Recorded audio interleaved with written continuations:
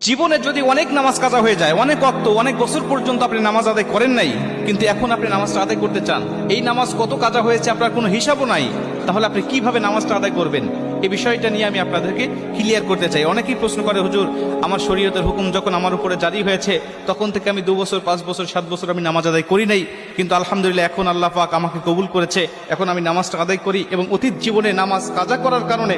আমার ভিতরে অনুশোচনা আসছে, হুজুর নামাজগুলো আমি আদায় করতে চাই, কেমনে করে নামাজ আদায় করব?